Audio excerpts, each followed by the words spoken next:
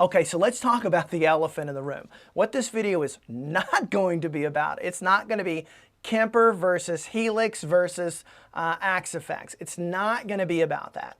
All of these units are fantastic units, and you can get what you need to get done with any of them.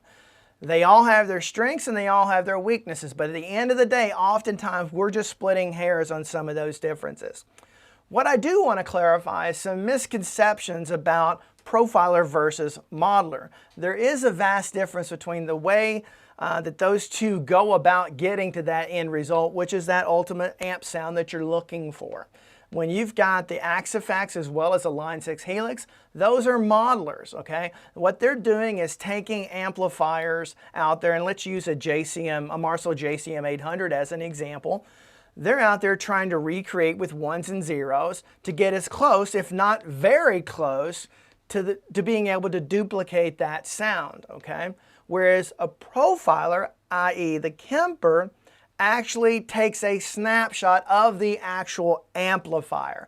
So picture that you're out at a park one day and you and your friends are out there having fun and you want to memorialize that day. So you get out your camera, your phone, whatever it is you're going to take a picture with, and you take a picture of the group of friends. And so now you've got that picture memorialized forever. Can't really go back and change it. You can't tell people to line up in different ways. You can't change the way you framed it up. You've basically got that snapshot. But what you have is an accurate snapshot of exactly what was going on that day. You captured that moment. That's what a profiler does. It's not recreating it. It's basically playing it back. It's giving you that snapshot back. And so when it profiles things, it does many aspects of the process. So let's talk about how you ultimately get the sound that you hear on albums, recordings. Maybe you've got a home studio like mine.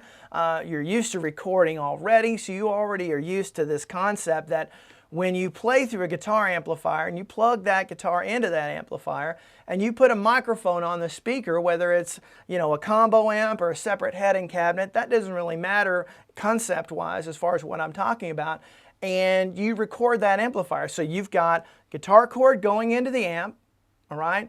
Then you've got, let's say, an SM57 put in front of the cone of the speaker from whatever cabinet or combo that you're going to be recording. You've got that microphone comes out of that into a microphone preamp. Now you may be using the preamp that comes with your analog to digital converter, or you may be using separate, more higher end microphone preamps like I have here in my home studio to get that quote unquote smoother sound. That's debatable, and we'll have a different discussion about that later. But at the end of the day, that's what's getting recorded into your DAW or whatever you're recording on. So it's a combination of many things. So ultimately, whether it's a modeler or a profiler, they're all trying to get to that same end result, which is that sound that you hear in your studio monitors, not necessarily the sound that you hear when you plug into an amp in your room. So let's talk about amp in the room. You'll hear that talked about a lot. And that is one of the drawbacks to using either it be modelers or profilers. That is one of the drawbacks because it is difficult to get that true amp in the room feel. I know I've tried. I know a lot of people are chasing that and they're trying to get it. I know Kemper just recently came out with a Kemper cabinet, which supposedly does a good job of it. Even that I'm suspicious of. I've got a Friedman ASM 12 that is designed specifically for modelers, be it the Kemper, Axe-Fx, or Line 6. It's specifically designed for that. It does a great job of amplifying it, but it doesn't give you that true amp in the room vibe that you can only get between you, the player, the guitar, and the amplifier in the room, all interacting together. A lot of people need that for inspiration and motivation. And so if you need that, then ultimately maybe you shouldn't consider profilers or modelers as your main, let's call it guitar amplifier for lack of better terms, okay? But for like someone like myself, I've been recording since I was 15, since I started all this. So I've been at this for over 40 years. And so I've gone from recording on 4-track cassettes to ADATs to Pro Tools HD. I currently have a Pro Tools Ultimate HD native system here in the studio. That ultimately doesn't mean anything other than the fact I'm used to recording guitar amps. And so ultimately the majority of the time I'm listening through my studio monitors or headphones. That's what I am the majority of the time. Even back in the day when I would actually record an amplifier, I would take that amp and set it in a room on the other side of the house because I wanted to be able to crank it. And I needed to be able to make sure that I'm capturing the right sound with mic placement and other things. So I'm still auditioning myself playing in the room through my studio monitors, even though the amp is in a different room.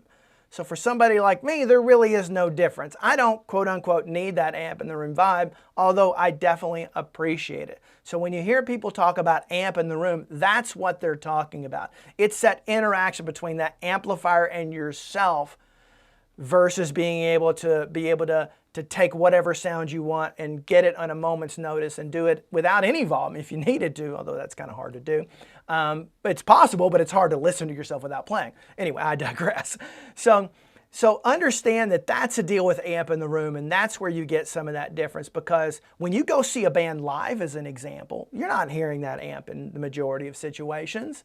You're not hearing that amp. You may get a little bit of that amp if you're right up close to the stage, but if you're in the back of that room, that amp is done just like you would in your studio. It's mic'd by whoever's running the sound, and you're hearing that through the main PA speakers, okay?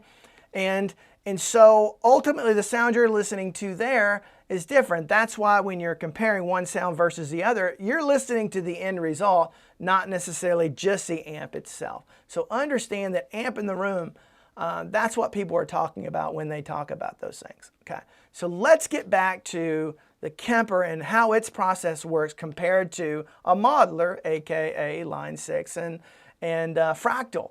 Ultimately, Fractal and Line 6, and they do a great job, a really great job, at complete tweakability. If you want to go bring your mids up, bring your bass down, crank your treble, whatever it is you want to do, you can do that on those units to get the sound that you want. Well, you don't have that same flexibility, although you will find EQ on the Kemper, but it's best to use it sparingly, because ultimately it's all about how that amp was profiled in that moment. That's why, as an example, let's get back to a JCM 800. Remember that whole taking a picture, that snapshot? Well, each time, if you want to try different settings, then you re-profile that again. And I will tell you that it is virtually indistinguishable listening to the recorded live amp versus the Kemper. I can tell you without question, it is indistinguishable. If you have a bad amp sound, you're going to have a bad Kemper sound. If you have a great amp sound, you're going to have a great Kemper sound. But remember, it's not just the amp. It's a combination of the amplifier, the microphone placement, the microphone choice, whether you use one mic, two mics, ultimately the microphone preamp. All of these things come into play for what you're ultimately going to hear through your studio monitors or through your headphones. So it's important to understand that. That's why, as an example, there are a lot of third-party folks out there that do nothing but make profiles of all these amazing amplifiers, okay? And they sell them what they call profiler packs. My favorite is Michael Britt. He does an outstanding job, and most people consider him in the Kemper world the de facto standard. So I suggest you go to mbritt.com and check out some of his profiles, which you can audition and listen to those profiles on his website. Now, he happens to be the guitar player for Lone Star, which is a band that's been out for a very long time and is still playing to this day, but he's created a side business doing profiles. Now, you may ask yourself, well, why do I want to have to go through multiple different profiles of an amplifier? Isn't that kind of a pain in the butt or a hassle compared to I can just pull up my Helix or my Axe-Fx and I can just tweak it however I want and get the sound that I want? And I would argue, yes, that's true. You can do that. You can do that without a doubt. But keep in mind, those units are profiling. They're doing the best they can to emulate that amplifier. And again, they do a very good job of it. But the Kemper is taking a perfect snapshot of it in all its goodness and all its badness, depending on what you're doing. So ask yourself this one question. If you're like me, and I've been around guitarists for all of my adult life, most of us usually, when we go to our amp, and let's take that JCM 800, most of us set it on that one setting and never touch it again. That's what most of us do. And most guitar players may have 2 to 3 different settings they may go to when using a live amp. Otherwise, they affect their tone in other ways via pedals, which you can do with any of these units, okay? So let's set that aside. So how often are you actually going and tweaking the settings on your amp? I would argue that most people don't. If you're in that situation and you do that, then you may find it a little frustrating going back and forth between the Kemper. Otherwise, if you're like most of us out there, you're going to find a couple of these profiles that fit what you're trying to do and then do it incredibly well. So let's talk about modelers in general, modelers and profilers compared to actual amps.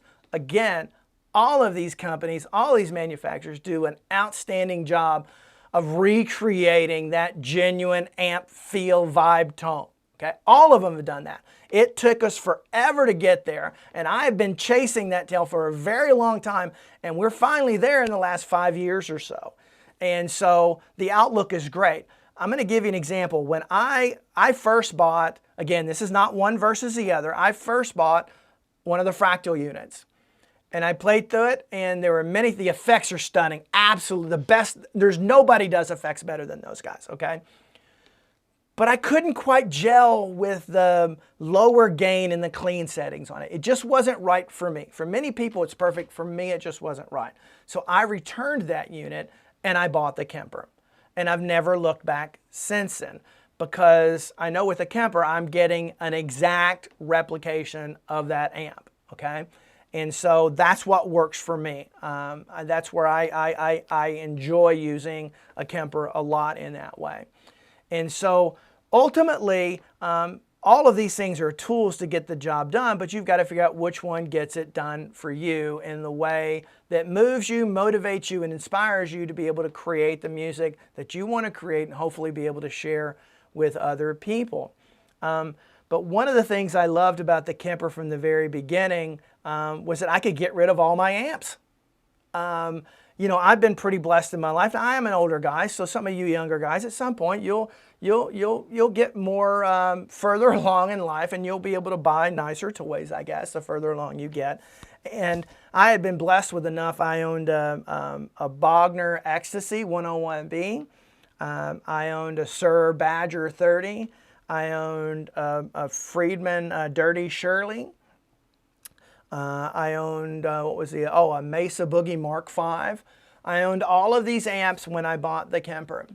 And at that time, I would have never dreamed that I would ever sell or get rid of any of those amps. I loved all of those amps, and they all brought different tonal characteristics for me to be able to create the variety of different types of music that I enjoy playing and writing and creating. But once I started profiling my own amps and then realized, well, crap, I don't need that amp anymore. I've got an exact duplication now within the Kemper. Why am I hanging on to all these amps? And then I started asking myself, you know, I stopped looking through catalogs and other things about wanting other amps. If I want another amp, I'll just buy somebody's profile that somebody's profiled that amp. Now, we can get into a whole discussion about the right, wrong, or indifference of that, but the reality today, it's legal, it's perfectly legal, and ultimately you have to decide what's right for you. But there's hardly an amp out there that you would want to use that has not been profiled by an outstanding person who knows the process, who's really got it nailed down. So you can have any amp that you want. And not only, it's not a duplication of that amp, it's an exact replication of that amp. Picture the Mona Lisa as an example, right? Or some famous painting done way back when that's considered amazing by artsy foo-foo people. I'm not one of those guys. I just happen to know what the Mona Lisa is. But then you've got these people who go out and who've mastered the art of duplicating to where you cannot tell the difference between the original Mona Lisa and the one that's been recreated, okay? That's the way it is with the Kemper. Now, that is the way it is with the Kemper. Now, some people would argue, and I understand that argument, some people would argue that it was the original Mona Lisa. It was the creative engineering that went behind that made that, you know, picture so amazing, or that painting so amazing. And I would say that's true. It's one thing recreating what someone else has done, and it's another thing being able to create it from scratch. Okay, the difference between being able to write a great song or then being able to play a cover, right? They're two different things, and you can be great at both of those things, but I think most of us would rather be better at creating. And so some of the main difference is the Kemper is taking that snapshot, that picture. So picture you're going into Guitar Center and you're playing 5 or 6 different amps. Not that you would ever go into Guitar Center, but I digress on that one too. And you get that amp setting on amp A that you really like. Now you take your phone, you take a picture of it. Now you go over to the next amp. Let's say you're going over to a Mesa Boogie or something. Okay, you start playing through that. Snap a picture of those settings. Now you've got those exact settings. Now you want to go over and play through a Vox AC30. You play through that, completely different amp. Get your phone out, take a picture of it. Now you've got a picture of those settings. That's the way it works with the Kemper, okay? So that's why you don't have the tweakability that you do with modelers, as an example, because they're recreating these things. And that brings back some of the limitations. Again, these are all give and take. Again, this is not one is better than the other. For the longest time, Fractal dominated the landscape when it came to this. They were really the first out there that actually did a great job of it. But then comes along the Kemper, which I don't think anybody understood for the longest time. I know I didn't. I remember seeing it in catalogs saying, why would anybody want to profile amps they already own? I don't understand doing that. You're going to spend $2,000 for a profiler to profile other $2,000 plus amps that you already have. You've got them, why profile them? And then all of a sudden you see people like Michael Britt and some others out there, you know, that do a great job, whether it's Tone Junkie. Gosh, there's so many out there, and I'll try to put a link to a bunch of the ones that I like down in the section below. But ultimately, then you realize, hey, this thing's really powerful because I'm basically buying all of these amps, or at least the way they capture them. Now, there is a caveat there, at least the way they captured them. But I can have all these amps. So I sold all of my amps. I don't have a single tube amplifier in this studio anymore. And I have no intention of ever buying one again. I've got the best of both worlds. Now, when Line 6 came out, now Line 6 for the longest time was known as making garbage. When you're as old as I am, Line 6 was making complete trash forever. That was a company you made fun of. You definitely did not take them serious. And then all of a sudden, I don't know if it's new management, a different philosophy or whatever it is, but they started making some quality stuff, some really high-end quality stuff. And when they came out with the Helix, I'm going to tell you, absolutely amazing, you know. And I'll admit, I'm looking right down here on the floor right now, and I have an HX effects down there. I think they do a better job on their effects than Kemper does. Now, Kemper's constantly updating theirs, but I didn't buy the Kemper for the effects. I bought it for the amps, okay? It does have good effects on it, but I'll be honest with you, Line 6, the HX Stomp, or HX effects, I'm sorry, is way better across the board, especially time-based effects, i.e. reverb, delay, chorus, those types of things.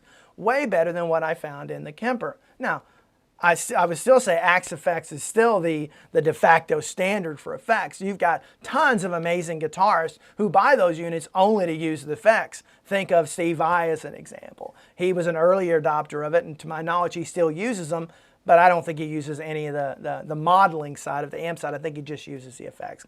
So again, so understand that's a basic difference. So when you're talking to people, that's what they say, or that's what they mean when they're talking about profiling versus modelers, okay, at the end of the day.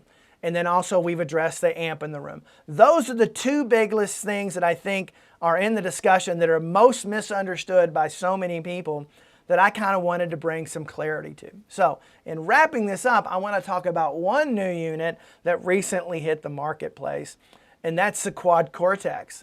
And if I didn't own my Kemper right now, or if I didn't own another modeler, be it Axe Effects or Line 6 Helix, if I didn't own one of those, I would be seriously looking at the Quad Cortex right now. Because from everything I understand about it, And I'll admit that's somewhat limited at this point, is you get the best of both worlds. It has a built-in modeler as well as the ability to profile. I watched a video the other day of them profiling an amp on YouTube, and the experience seemed quite similar, and the results were quite similar with what Kemper does. So that's a different animal that kind of gives you the best of both worlds. Again, I don't have any first-hand experience with it, but just in concept, it definitely deserves a strong look. So again, this is not one is better than the other. I hope I've clarified a few things. I hope I've maybe brought some things into perspective that weren't there before. And if you have any comments or questions, please put them below. Be happy to answer those if I can. If I can't, I'll find the answer and answer them for you. So please take the time, if you like this video, to hit that subscribe button. It really helps me out. Hit that like button. Those, again, helps the algorithm, helps me grow this channel. So until next time, you have a great day.